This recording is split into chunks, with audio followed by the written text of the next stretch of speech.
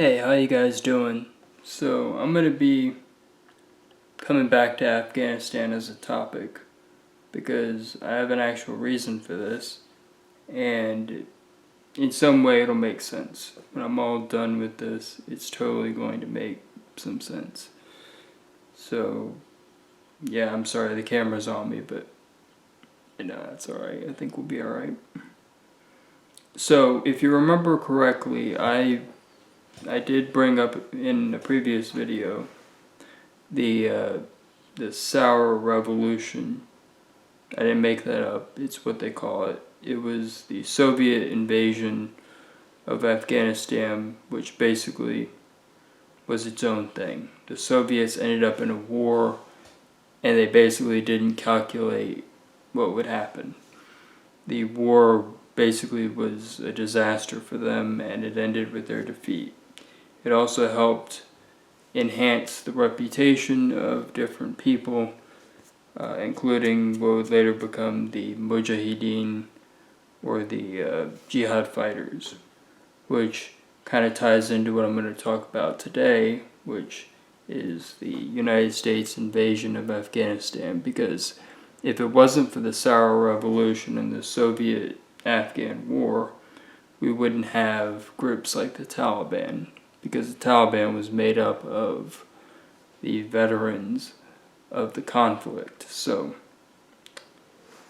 this is what Wikipedia says, and I'm just going to give a little commentary here and there. Shortly after September 11th attacks in 2001, which I should make a video about, the United States declared the War on Terror and subsequently led a multinational military operation against the Taliban-ruled Afghanistan.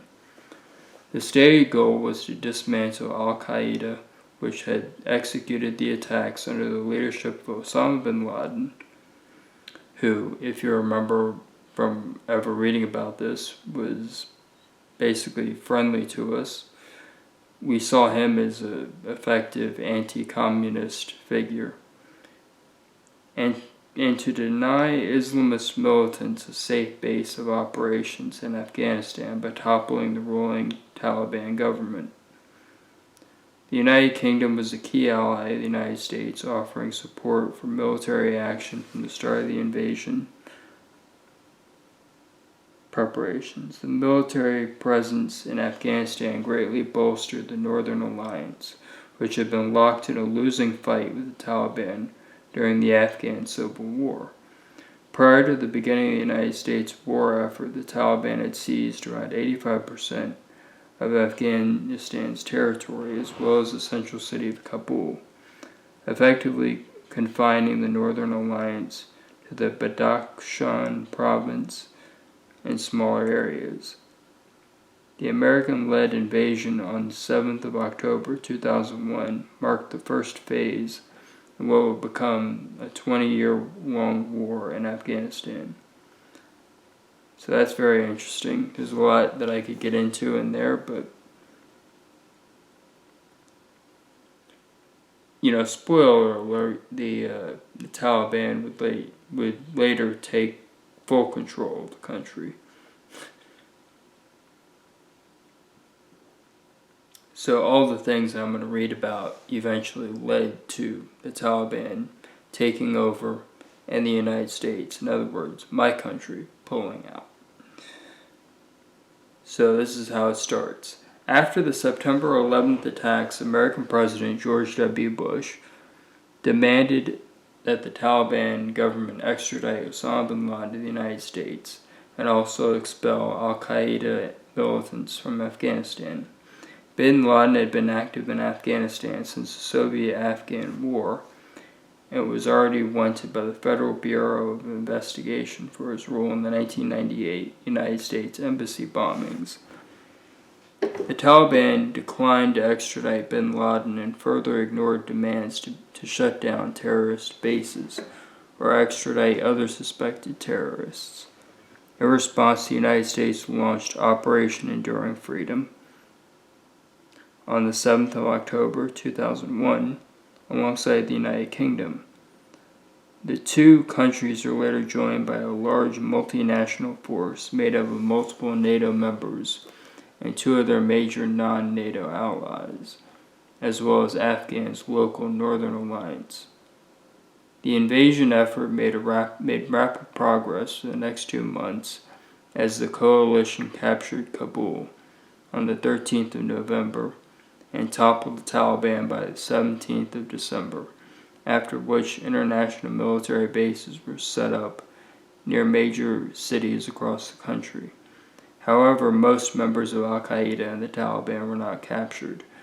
During the Battle of Tora Bora, several fighters, including bin Laden, the founder of Al-Qaeda, escaped into the neighboring Pakistan, or otherwise retreated to the remote regions deep within the Hindu Kush, or Kush, if you want to say it without, In December 2001, the United States Security Council established the International Security Assistance Force to oversee military operations in Afghanistan and to train the new Afghan National Security Forces.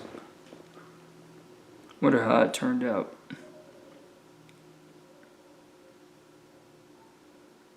So that's just kind of boring stuff, but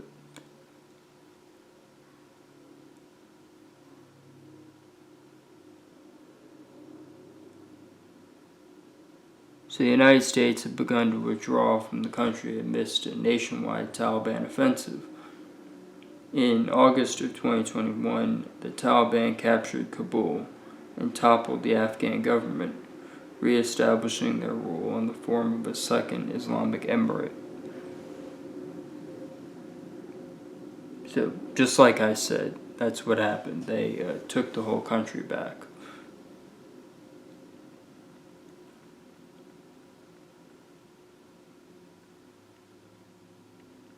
I guess I could make this a multi-part video, but the weird thing is that Afghanistan was a mess for the Soviet Union, which should have been a lesson for the United States. However, at the time, we were very obsessed with going after terrorists. So we didn't have that ability to see. We didn't have the ability to look back and see how things went for the Soviets because we totally wanted to take down the terrorists. Anyway, I just totally wanted to talk about this because I lived through this. I didn't live through the Soviet invasion of Afghanistan. I lived through the war on terror. So this is very near and dear to me. There's like more of a emotional component to it.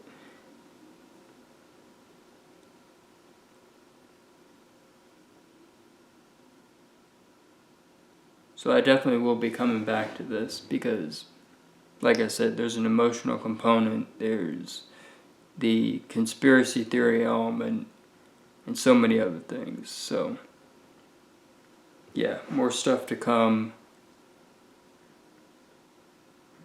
I promise I'm going to be better at, putting things up. So yeah, see you in the next one.